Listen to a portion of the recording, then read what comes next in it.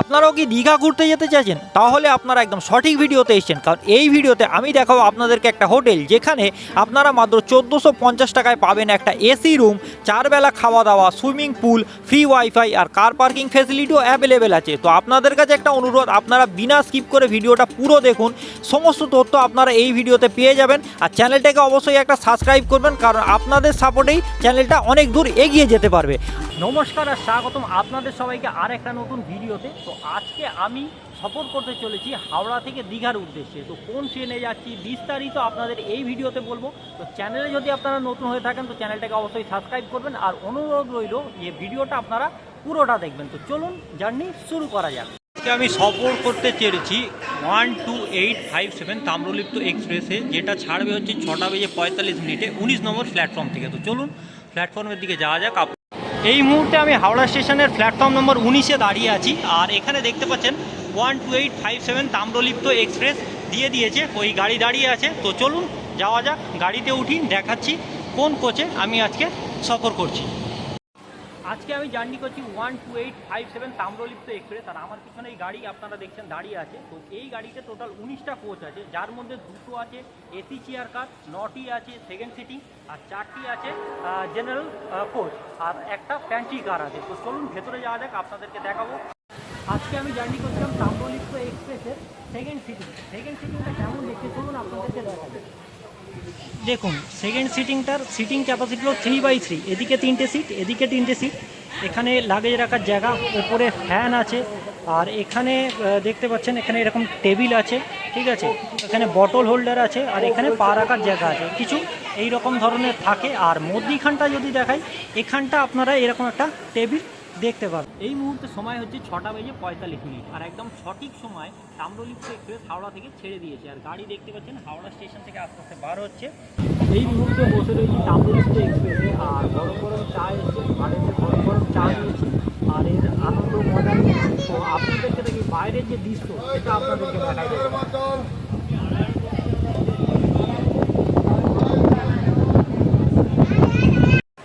হাওড়া থেকে 187 kilometre cover করে আমি এসে পৌঁছে গেছি দীঘাতে। আর এই মুহূর্তে দীঘার ভিড়টা আপনারা দেখুন,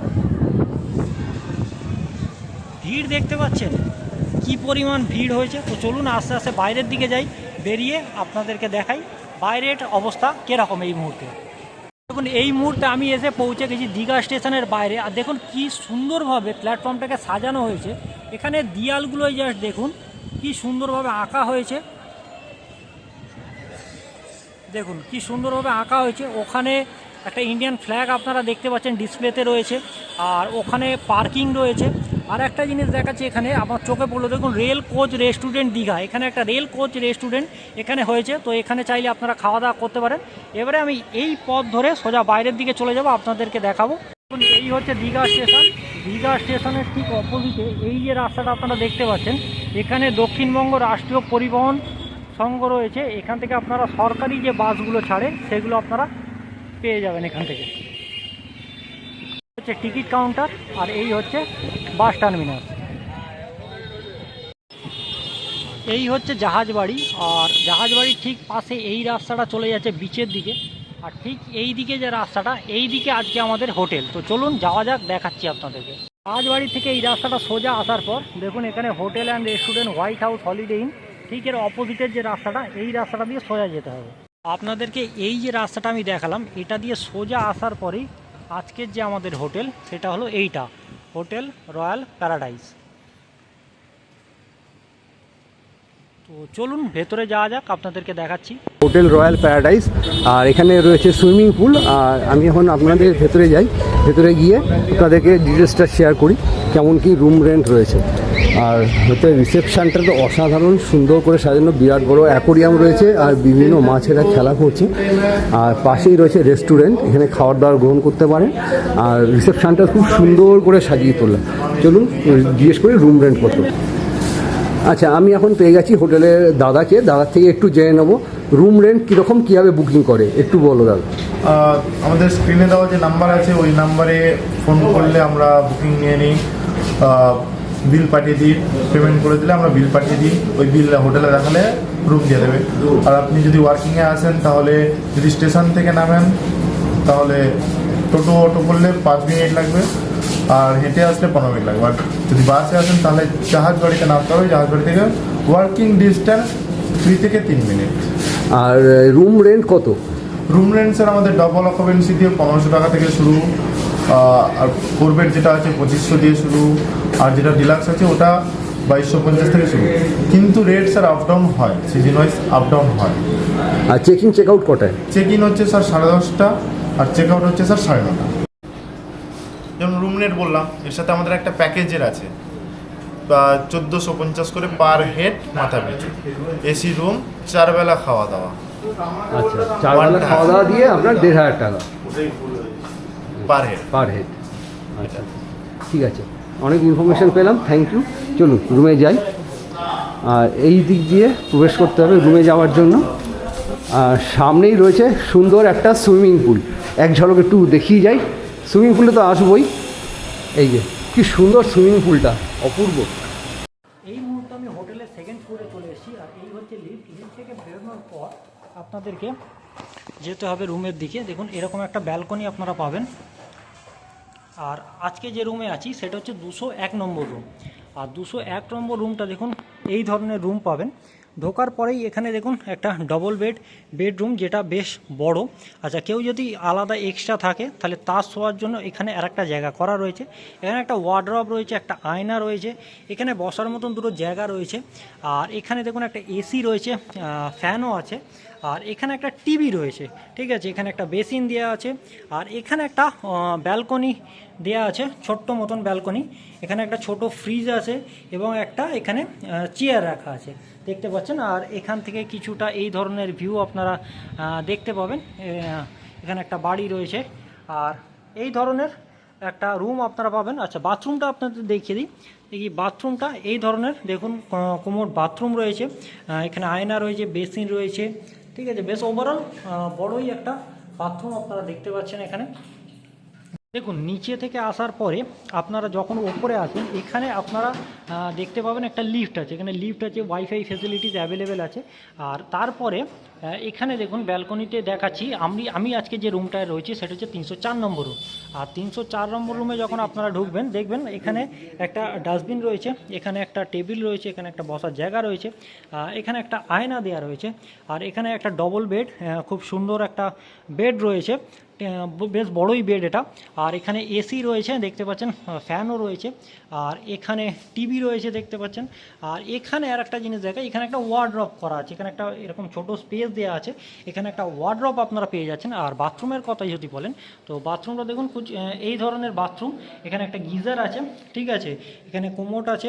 আর খুব বড়ই একটা বাথরুম দেখতে পাচ্ছেন, এখানে শাওয়ার সব কিছুই আছে। তো ওভারঅল রুমটা বেশি বড়। আচ্ছা, আর একটা জিনিস আপনাদের আমি বলতে চাই, এই যে হোটেল রয়্যাল প্যারাডাইস রয়েছে, এই রয়্যাল প্যারাডাইসে আপনারা খাওয়া দাওয়ারও পেয়ে যাবেন। এদের নিজস্ব রেস্টুরেন্ট আছে, সেখানে আপনারা খাওয়া দাওয়া পেয়ে যাবেন। তো দেখুন আমার হাতে একটা মেনু রয়েছে, আমি আপনাদেরকে দেখাচ্ছি, আপনারা চাইলে পজ করে দেখতে পারেন। দেখুন এখানে কি কি খাবার দাবার রয়েছে, যেমন ব্রেকফাস্ট আছে, স্টার্টার আছে, নন ভেজ আছে, water, juice, lassi, soup, salad, starter veg, main কোর্সে এইগুলো পাবেন আপনারা। ভেজ থালি আছে। আর এদিকে দেখুন তন্দুরি আছে, রুটি আছে, বিরিয়ানি, রাইস, থালি, ডেজার্টস, এগুলো সব রয়েছে। তো আপনারা পজ করে দেখে নিতে পারেন একবার। তো এখানে খাওয়া দাওয়ার যে সমস্যা সেটা আপনাদের হবে না, আপনারা চাইলে এখান থেকে খেতে পারেন। হোটেল রয়্যাল প্যারাডাইসের কিছু তথ্য আমি আপনাদেরকে দিতে চাই। দেখুন এখানে লেখা রয়েছে রিসেপশন নাম্বার 9, আর রেস্টুরেন্ট নাম্বার হচ্ছে 8। চেক ইন টাইম হচ্ছে 10:30, চেক আউট টাইম হচ্ছে 9:30। মর্নিং সুইমিং পুলের টাইম হচ্ছে সকালবেলা 10টা, আর সুইমিং পুল ক্লোজড হয়ে যায় সকালে 3টের সময়, দুপুরবেলা। আর ইভিনিংয়ে সুইমিং পুলের টাইম হচ্ছে সন্ধ্যা 6টা থেকে রাত্রি 9টা। আর এখানে ওয়াইফাইও আছে, তার পাসওয়ার্ড দেওয়া রয়েছে। তো আপনারা এটাকে পজ করে দেখতে পারেন। তো এই মুহূর্তে চলে এসছে ব্রেকফাস্ট, দেখতে পাচ্ছেন আপনারা। হ্যাঁ, এখানে রেখে দিন। ব্রেড আর অমলেট দেওয়া হয়েছে। এই মুহূর্তে হোটেল থেকে বেরিয়ে যাচ্ছি আমরা দীঘা সমুদ্র সৈকতের দিকে। দীঘা এসছি আর সমুদ্রে স্নান করবো না, এটা কি হতে পারে? চলুন যাওয়া যাক সমুদ্রের দিকে। এই হোটেল থেকে বেরিয়ে সোজা এই রাস্তা দিয়ে জাহাজ বাড়ির পাশ থেকে আসলেই এই হচ্ছে সমুদ্র সৈকত। আর সমুদ্রের এই মুহূর্তে যা ঢেউ, তাণ্ডব করছে দেখুন।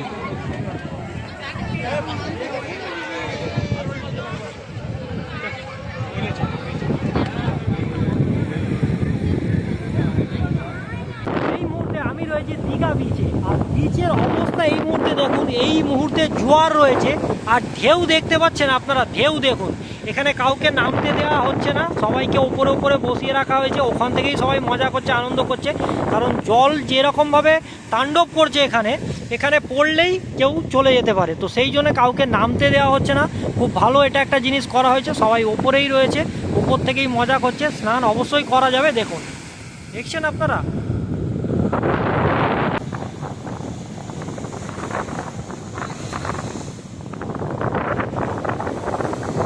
দীঘা সমুদ্র সৈকতে রয়েছি, আর যেটা আপনাদেরকে এর আগেও বললাম যে এখানে ঢেউ এতটা বেশি যে আমাকে ওপর থেকেই স্নান করতে হচ্ছে, কিন্তু এর আলাদাই একটা মজা আসছে। যাই বলুন, নিচে হয়তো নামতে পারিনি, তো ওপর থেকে যেটুকু মজা এসছে সেটুকুই অনেক ভালো মজা পেয়েছে। আপনাদেরকে বলবো এই রকম সিচুয়েশন হলে ওপর থেকে মজা করুন, যথেষ্ট মজা আপনারা পাবেন। তো যেমনটা আপনাদেরকে প্রথমে বলেছিলাম যে এই হোটেলে সুইমিং পুল আছে, তো এই মুহূর্তে আমি গিয়েছিলাম সমুদ্র সৈকতে, সেখানে স্নান করেছি, করার পর এখন এসেছি সুইমিং পুলে স্নান করার জন্য। তো আপনাদেরকে পুরোটা দেখাবো, সঙ্গে থাকবেন, সাথে থাকবেন। এই মুহূর্তে আমি সুইমিং পুলে নেমেছি, আর এখানে জল খুবই ক্লিয়ার, পরিষ্কার পরিচ্ছন্ন জল। আর জল যদি বলেন, দেখুন এই 1-2 অবধি এখানে জল আছে, তো এখানে বেশ আনন্দ মজা আপনারা করতে পারবেন। খুব সুন্দর এরকম সুইমিং পুলটা।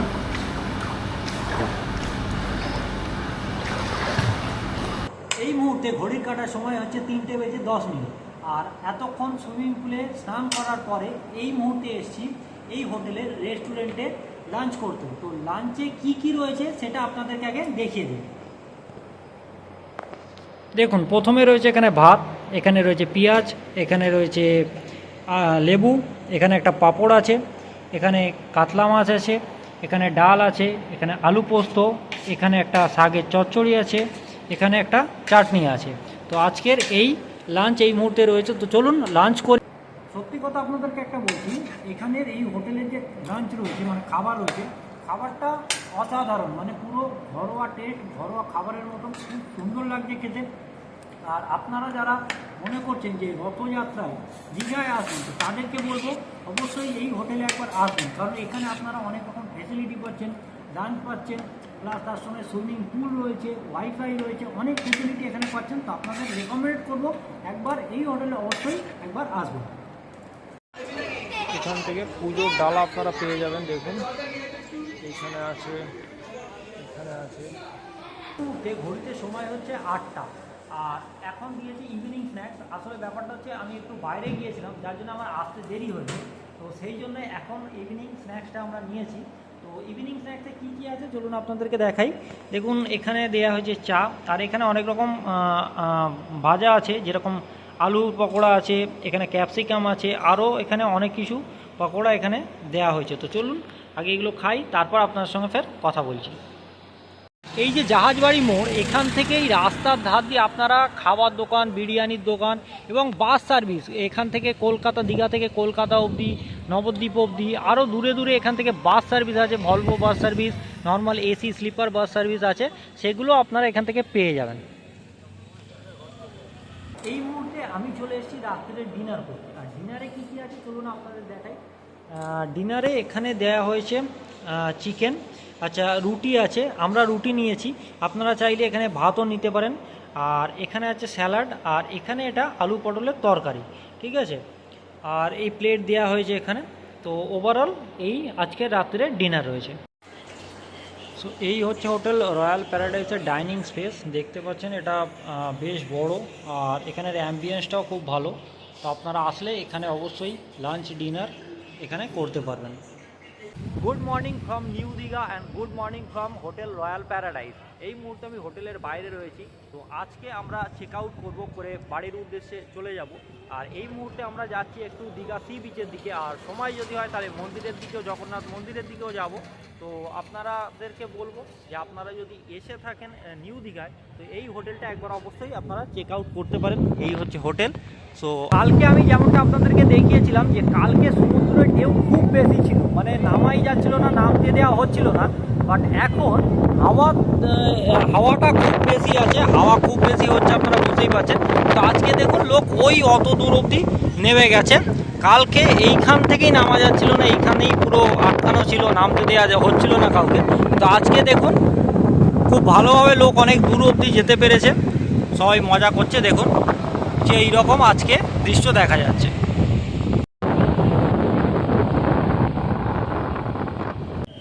এই মুহূর্তে আমি দাঁড়িয়ে আছি দীঘা স্টেশনে, আর আজকের জার্নি এখানেই আমি শেষ করতে চলেছি। আপনাদেরকে যতটা পেরেছি আমি বিস্তারিত দেখানোর চেষ্টা করেছি, যতটা পেরেছি ইনফরমেশন দেওয়ার চেষ্টা করেছি। আর আজকে হোটেল থেকে চেক আউট করার সময় আমাদের ব্রেকফাস্ট ইনক্লুড ছিল। তো ব্রেকফাস্টটা দিয়েছে, যেহেতু দেরি হয়ে গেছে ব্রেকফাস্টটা আমরা প্যাক করিয়ে নিয়েছিলাম। ব্রেড আর বাটার ছিল, ঠিক আছে, সেটা আমরা প্যাক করিয়ে নিয়েছিলাম। আর এই মুহূর্তে আমি দাঁড়িয়ে আছি দীঘা স্টেশনে, আর দেখতে পাচ্ছেন আমার পিছনে এই যে গাড়িটা আসছে এটা হচ্ছে তাম্রলিপ্ত এক্সপ্রেস, ঠিক আছে। এটাই করে আমরা দীঘা থেকে হাওড়ার উদ্দেশ্যে ফিরে যাব।